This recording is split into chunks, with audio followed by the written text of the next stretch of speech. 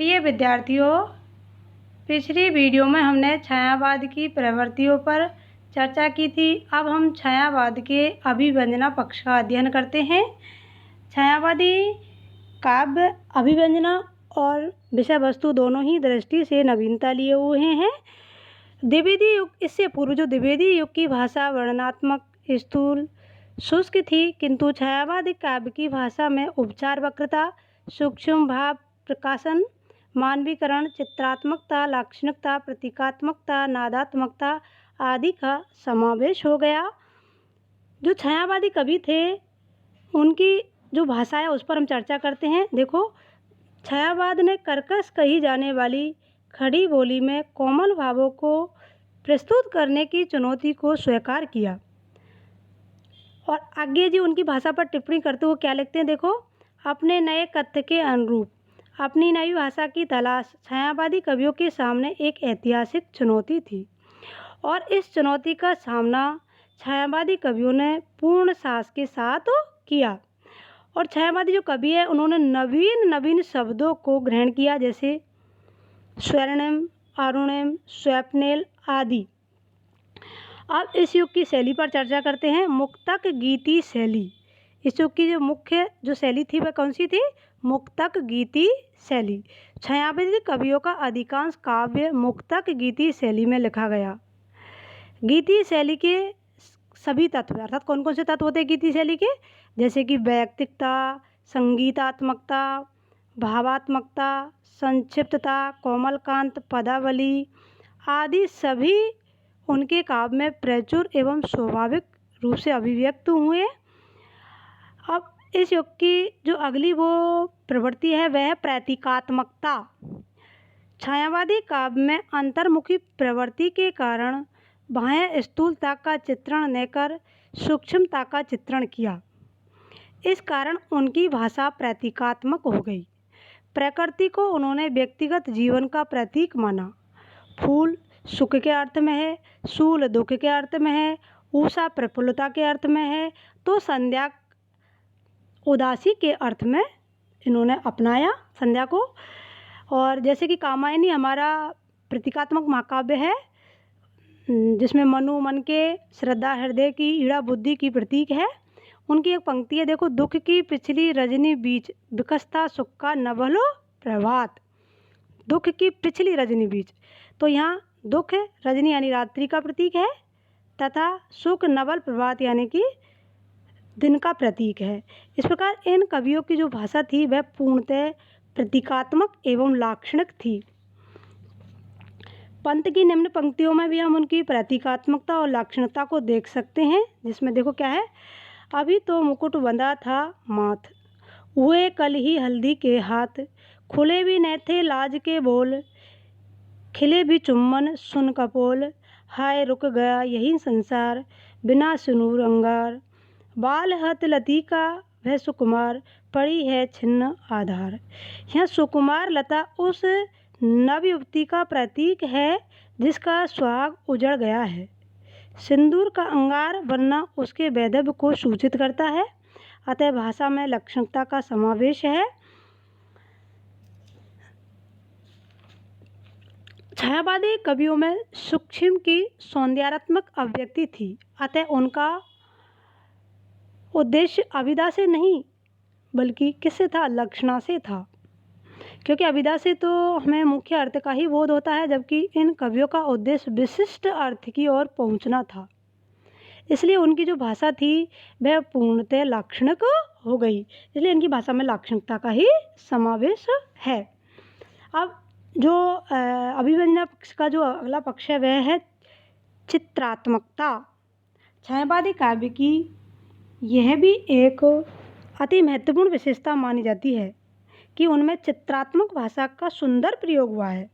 विभिन्न मनोभावों एवं वस्तु स्थितियों को हमारे सामने चित्र सा उपस्थित हो जाता है। अर्थात वो जो वर्णन करते हैं तो ऐसा लगता है कि हम उन वर्णन को बिल्कुल चित्रात्मक रूप में ही देख रहे हैं, जिसको हम साहित्यिक भाषा में बिंब भी कह सकते हैं। बिंबों का सफल प्रयोग करके काव्य को अत्यधिक मार्मिक बनाया है। इनके काव्य में विराट और संश्लिष्ट बिंबों की योजना हुई है। राम की शक्ति पूजा जो निराला की है उसका एक उदाहरण हम यहाँ प्रस्तुत कर सकते हैं, जिसमें देखो क्या चित्रण हुआ है अमानसा उगलता गगन घन अंधकार, खो रहा दिशा का ज्ञान स्तब्ध है पवनचार, अप्रतिहत गरज रहा पीछे अम्बूदी विशाल, भूधर जो ध्यान मग्न केवल जलती मसाल। तो हम इस पद्य को जब पढ़ते हैं तो अंधकार, जैसे अंधकार शब्द आता है तो हमारी आंखों के सामने एक अंधकार का चित्र सा उपस्थित हो जाता है। इसी प्रकार से समुद्र, जलती मसाल, भूधर आदि के चित्र से उपस्थित हो जाते हैं। तो जो छायावादी कवि है उनकी एक अन्यतम उपलब्धि है कि उन्होंने अपनी जो काव्य रचना चित्रात्मक भाषा में की। अब इस युग की जो अगली जो विशेषता है वह नादात्मकता। छायावाद में नाद सौंदर्य की भी सुंदर अभिव्यंजना हुई है। नादात्मकता, नाद यानी ध्वनि, अर्थात इन कवियों का जो काव्य है वह पूर्णतः नादात्मकता इसको संगीतात्मकता भी हम कह सकते हैं, जिसमें पदार्थ की ध्वनि तथा उसके नाद को स्पष्ट सुना जा सकता है। जैसे जयशंकर प्रसाद की कुछ पंक्तियां हैं जिनमें यह विशेषता अभिव्यंजित हुई है, वे निम्न देखो।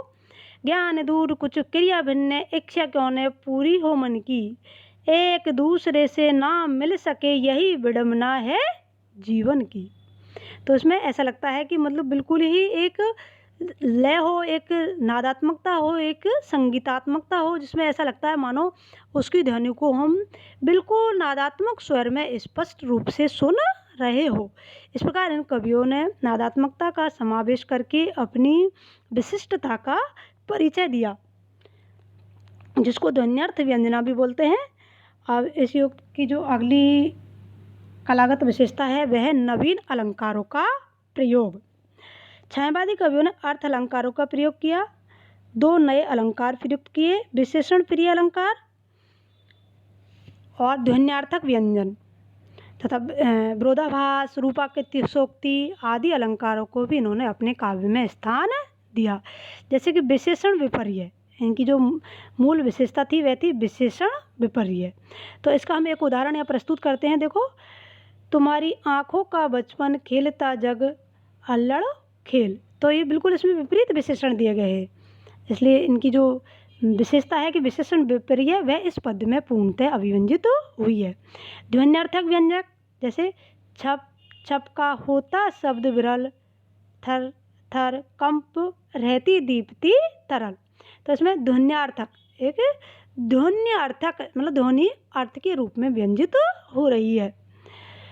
और विरोधाभास अलंकार को भी इन्होंने काव्य में स्थान दिया है। जैसे कि कैसे, मधुर मधुर मेरे दीपक जल, शीतल ज्वाला से जलता। मतलब जल और शीतल ज्वाला, मतलब जलना भी और शीतल ज्वाला देना, ये दोनों एक दूसरे के विपरीत है, इसलिए हम इसे क्या कहेंगे, विरोधाभास। इस प्रकार उन्होंने अपने काव्य में विरोधाभास अलंकार को भी स्थान दिया। और इस युग का जो मुख्य जो अलंकार था वह था मानवीकरण। उन्होंने प्रकृति के संपूर्ण क्रियाकलापों पर मानवीय हाव भावों का आरोपण किया। मानवीकरण यानी कि प्रकृति को मानव के रूप में चित्रित करना ही मानवीकरण अलंकार कहलाता है। जिसमें हम एक पंक्ति प्रस्तुत करते हैं, जैसे मेघ में आसमान से उतर रही थी संध्या सुंदरी परी सी धीरे धीरे धीरे। तो यह संध्या सुंदरी को क्या बता दिया है, नायिका बता दिया है। तो संध्या सुंदरी की तुलना नायिका से करके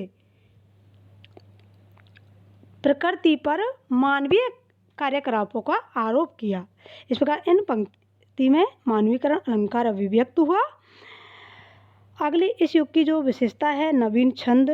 तो छायावाद की स्वतंत्र चेतना ने छंदों के परंपरागत ढांचे को तोड़ दिया और निराला ने तो बिल्कुल ही मुक्त छंद में काव्य रचना की। उनकी राम की शक्ति पूजा, प्रसाद की आंसू आदि जो ये रचनाएं हैं वे पूर्णतः छंदों से मुक्त रचना है। जैसे उन्होंने राम की शक्ति में लिखा है, रवि हुआ अस्त ज्योति के पत्र पर लिखा अमर, रह गया राम रावण का अपराज्य समर आज का। तो इस प्रकार इन्होंने छंदोबद्ध रचना न करके छंदों से पूर्णतः मुक्त होकर काव्य रचना भी की। यद्यपि कुछ कवि हैं जिन्होंने छंदों को स्थान दिया है, लेकिन अधिकांशतः छंदों से मुक्त होकर ही इन्होंने काव्य रचना की है। संक्षेप में कह सकते हैं कि छायावादी हिंदी काव्य का गौरवपूर्ण अध्याय है तथा इस युग के जो कवि हैं उनमें प्रसाद, पंत, निराला और महादेवी वर्मा का नाम प्रमुख रूप से लिया जाता है, जिनके योगदान से हिंदी साहित्य को श्री वृद्धि प्राप्त हुई। अब हम अगली वीडियो में छायावाद के कवियों पर चर्चा करेंगे। धन्यवाद।